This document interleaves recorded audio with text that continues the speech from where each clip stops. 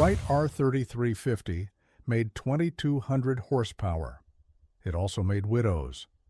During World War II, for every B-29 shot down by the Japanese, almost 2 were destroyed by their own engines. The crews had a saying. They joked that Curtiss-Wright was killing more Americans than the enemy, except nobody was laughing. So, 1937. The world is sliding toward war, and the United States military has a problem it doesn't fully understand yet. The country needs a bomber that can fly farther and carry more than anything that currently exists. Not a little farther, a lot farther. We're talking about an airplane that can take off from a remote Pacific Island base, fly over 1,000 miles of open ocean, drop several tons of bombs on Japan, and then fly all the way back. Nothing in the American arsenal can do that. The B-17 Flying Fortress is a rugged, dependable airplane, but it doesn't have the range. The B-24 Liberator is even worse when you load it up for a long-distance strike. Military planners know that if war breaks out with Japan, and by the late 1930s everyone assumes it will, they'll need to hit the home islands from wherever they can manage to build a runway. And those runways are going to be extremely far from the targets. Back in the late 30s, the Army General Staff is still made up of former artillery and infantry officers who don't fully understand strategic air power, but they recognize one thing clearly. They need what they call a hemispheric defense bomber, something that can defend the United States during a European war by launching from American soil, because the assumption is that Britain will quickly fall to the Germans.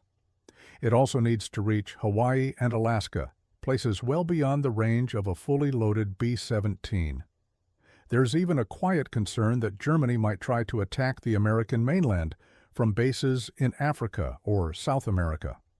The Army Air Corps issues an official request for very long-range bomber proposals at the end of January 1940. But Boeing has a head start. The company had quietly been working on a super bomber design using its own money.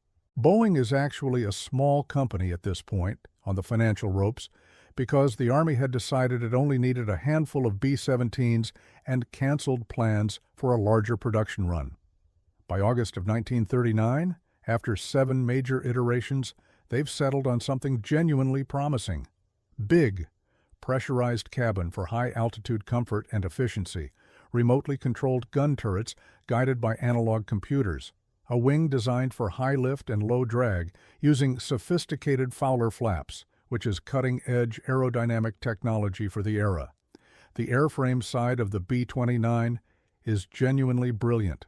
Boeing essentially gets it right almost out of the box. Very few changes will need to be made to the basic airframe or aerodynamics throughout the entire program. The company knows how to build airplanes, but there's a catch, a big one. There is exactly one engine in the world with the power and fuel efficiency to make this airplane work. 1. Every single company that submits a super bomber proposal picks the same power plant. Lockheed, Douglas, Martin, Consolidated. They all land on the Wright R-3350 Duplex-Cyclone, 18 cylinders arranged in 2 rows of 9, nearly 3,350 cubic inches of displacement, about 55 liters for the metric folks. This thing is roughly the size of a washing machine, weighs about 2,600 pounds, and in early testing it's putting out around 2,000 horsepower. For context, a Rolls-Royce Merlin or an Allison V12 is making about half that at this point, and the R-3350 looks remarkably fuel efficient, which matters enormously when your mission profile involves 4,000-mile round trips over open ocean. The famous Pratt & Whitney R-2800 Double Wasp won't even run for another 2 years, and even when it does, it won't match the R-3350's specific fuel consumption. On paper, the R-3350 is a miracle. In reality, it's barely been developed. Wright first ran the engine in May of 1937, and in the years since, the company has managed to produce maybe 24 running examples. All of them have serious problems with cooling, exhaust valves, and reduction gears. The engine is, at best, a promising prototype with enormous potential. At worst, It's a ticking time bomb bolted to a wing. Here's where the story turns dark. Wright Aeronautical knows this engine needs years of patient development. That's standard for any new power plant of this complexity. You test it, you break it, you fix what broke, you test it again. 5 years is the normal timeline. Instead, Wright gets 2. Because in April of 1941, military strategists conclude that the United States will never win the coming war against Japan without the ability to bomb the home islands into submission from very long range. Overnight, the B-29 goes from interesting project to the single most important weapon system of the entire Pacific War. Wright suddenly needs to build more than 30,000 R-3350 engines, an engine they haven't finished designing, an engine they aren't entirely sure works. It gets worse. Wright had been distracted. In 1939, for reasons that remain somewhat baffling, the company decided to pour resources into developing the Tornado. The Tornado was a 42-cylinder liquid-cooled engine with 6 inline rows of 7 cylinders each, arranged in an asterisk pattern around a central crankshaft. It was one of the most complex aircraft engines ever conceived by human beings. It was also a complete dead end. Only one airplane ever flew with the engines the Tornado was meant to power, and that airplane ended up using completely different engines. But developing the Tornado pulled Wright's best engineering talent away from the R-3350 at exactly the wrong moment in history. When the R-3350 suddenly became the most important engine program of the entire war, those same engineers had to be yanked back to fix the mess. The Tornado died an early and well-deserved death, but the damage was done. The R-3350 had lost irreplaceable years of development time. The man who originally designed the engine was Rudolf Daub, a German immigrant who'd grown up in the classic old-world apprenticeship system, the kind where aspiring machinists carved camshafts from solid metal billets using nothing but hand files. Daub was resented at Wright, maybe because he was German, maybe because he was damn good at his job. When the company needed a twin-row radial design in the mid-1930s, Daub submitted an unsolicited proposal. It won over every other design in the company. That engine became the R-2600 Twin Cyclone, which went on to power the B-25 Mitchell, the A-20 Havoc, the TBF Avenger, and the PBM Mariner. It was so good that it forced Pratt & Whitney to develop the legendary R-2800 in response. Then Daub laid down the basic architecture of the R-3350. But before he could finish refining it, he got transferred to the Tornado project, which badly needed his expertise. The engineers who took over the R-3350 stripped out many of Daub's original design features. They considered them unnecessarily complex, needless complications. Years later, when the R-3350 was failing catastrophically in combat and desperate engineers were scrambling to fix it, they went back to Daub's original layout drawings. In every single case, restoring his deleted features solved the problem at hand. Every case. The engineers who thought they knew better had been wrong about everything. The corporate culture at Curtiss-Wright made all of this immeasurably worse. If you're familiar with how General Motors operated in the 1980s, bloated and internally competitive and strangled by hierarchy, you have a decent picture of Curtiss-Wright in the 40s. No division had any real autonomy. Every important decision had to be cleared through corporate headquarters in the skyscrapers of Rockefeller Plaza in Manhattan. The company had trouble attracting top engineering and executive talent, and the factory workforce was a disaster. The New Jersey plant where most R-3350 production was supposed to happen competed for workers against higher-paying New York shipyards in a region with a punishing cost of living. Starting wages worked out to about $9.40 an hour in modern money. The result was relentless absenteeism, rock-bottom morale, poor retention, and widespread slacking off. One historian put it bluntly, Wright was using the dregs of the available workforce to build the most complex piece of mass-produced machinery in the world. By the summer of 1943, Congress had reached the end of its patience. General Hap Arnold convened a high-level committee to investigate the whole situation.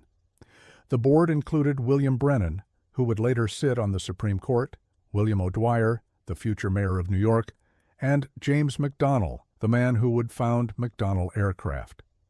What they found was appalling.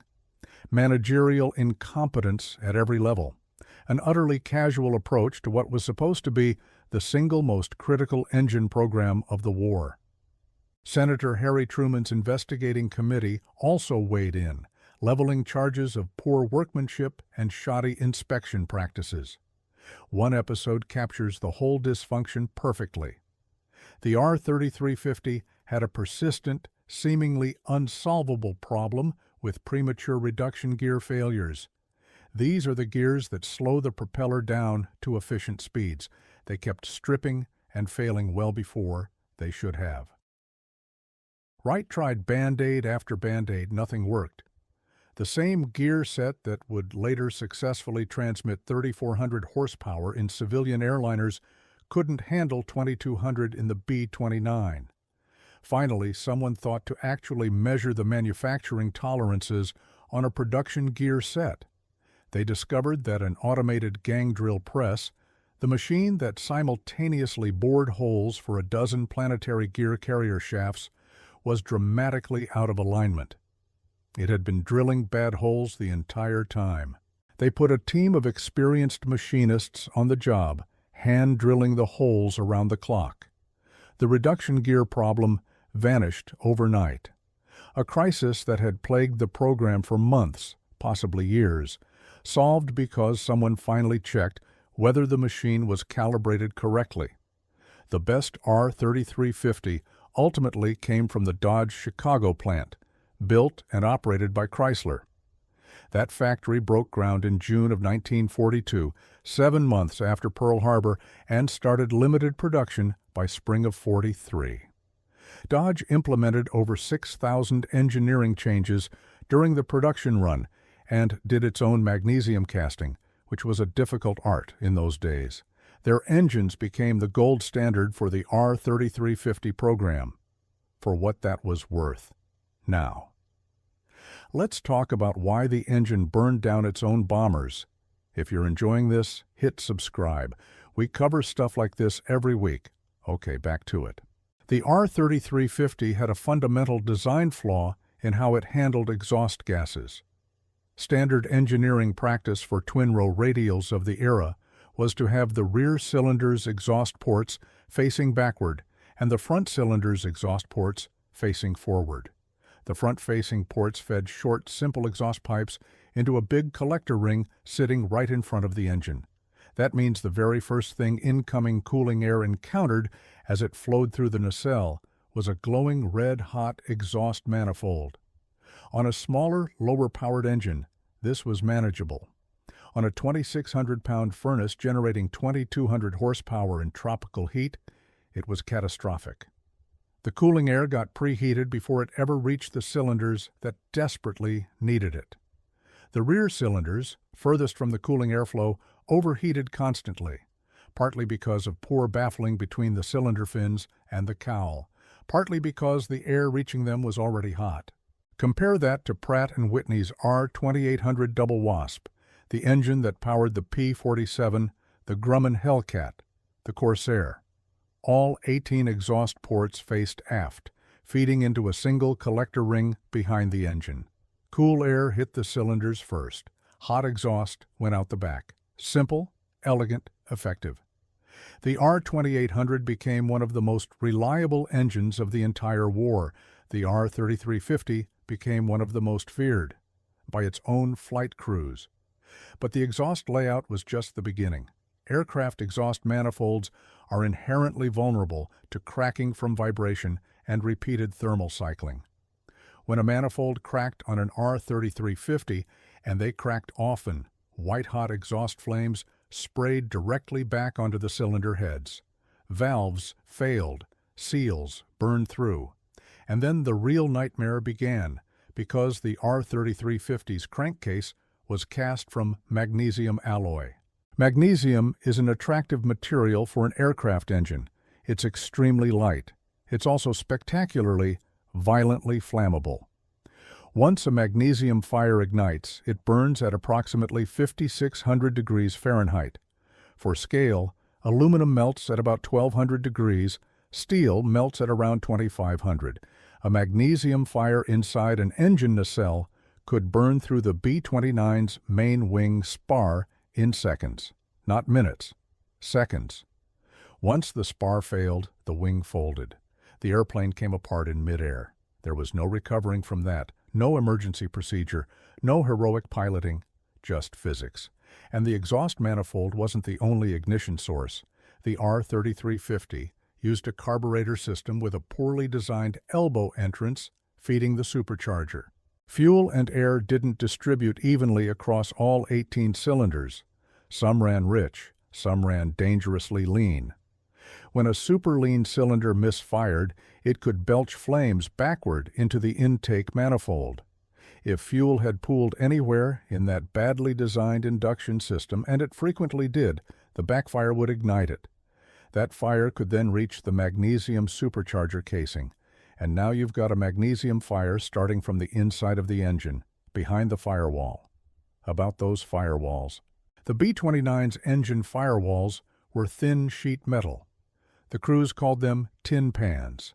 They were designed to contain a normal engine fire long enough for the carbon dioxide extinguisher to work. A 5,600-degree magnesium fire is not a normal engine fire. Against burning magnesium, the tin pans were decorative. Then there was the oil. B-29 engines leaked constantly and prolifically. Vibration loosened every fitting imaginable: hose clamps, banjo fittings, compression nuts. After every mission, maintenance crews spent hours underneath the nacelles, tightening everything back together. This wasn't unusual maintenance. This was the routine. Every flight, every engine. There are formation photographs of B-29s heading toward Japan where you can clearly see broad bands of solid black across the top of the wings, directly behind the engine nacelles. Not paint, oil, soaking through the wing skin from the inside. If the exterior looked like that, imagine what the inside of the nacelle looked like. Oil fires were actually more common than fuel fires, as the initial ignition source for engine blazes. But once that magnesium crankcase got involved, it stopped mattering what had started things. Once magnesium lights off, you're not putting it out. Water makes it worse. Carbon dioxide doesn't touch it. The fire just burns until there's nothing left to burn. The B-29 was the only bomber in the entire war, Allied or Axis, that assigned dedicated crew members to watch the engines for fire. 2 gunners sat in clear plastic blisters amidships on each side of the fuselage. They had remote-controlled gun turrets to operate, sure, but shooting at enemy fighters occupied only a small fraction of each mission. Their primary duty was staring at the engines and reporting the first sign of oil leaks or smoke. No B-17 crew needed this. No Lancaster crew needed this. Only B-29 crews. Because only B-29 crews lived with this particular risk every time they flew. Pilots learned survival techniques through hard experience. You used every foot of runway on takeoff, building airspeed to force cooling air through the engines before you dared start climbing. You never taxied fast because the brakes would overheat and fail. Maximum ground running time was 20 minutes. After that, the engines were too hot for a safe takeoff roll. The climb to altitude was agonizingly slow, the flight engineer's eyes locked on cylinder head temperature gauges. In cruise, flying became a constant negotiation between speed and cooling. Open the cowl flaps for more airflow over the engines, but the drag slows you down. Close them, but the temperatures climb. Fall behind the formation and add power to catch up, which makes the temperatures spike further. Post-war testing showed that flying with cowl flaps fully open created the same performance penalty as losing an entire engine with them closed. and they couldn't even be fully opened during takeoff because the turbulent airflow they created over the wing caused a dangerous loss of lift. The B-29 had the highest wing loading of any airplane in the war, over 81 pounds per square foot at combat weight. No margin for error, none. The numbers are unambiguous. 414 B-29s were lost bombing Japan. 147 fell to Japanese flak and fighters. 267 were destroyed by engine fires, mechanical failures, takeoff crashes, and other operational causes. For every Superfortress brought down by the enemy, nearly 2 were brought down by their own engines. The B-29 had a combat career of just 14 months. That works out to roughly 1 airplane lost per day, every day, for over a year. Early in the campaign, time between overhauls was around 100 hours. Mountains of junked R-3350s became a standard feature of Pacific Island bomber bases. Engines were often just thrown away rather than rebuilt because Wright was producing replacements and field overhaul was barely practical. The kids maintaining them worked outdoors in tropical heat, sometimes standing on oil drums for work platforms. And it wasn't just the Pacific that tested the limits. Before the bombers even got to the war, they had to survive the Battle of Kansas. Boeing's production was so rushed, and there were so many running changes and modifications needed, that the company eventually gave up trying to incorporate them on the assembly line. Instead, they built the airplanes as is, at 4 factories, shipped them to Wichita, and then disassembled and remanufactured them outdoors during the bitter Kansas winter of early 1944.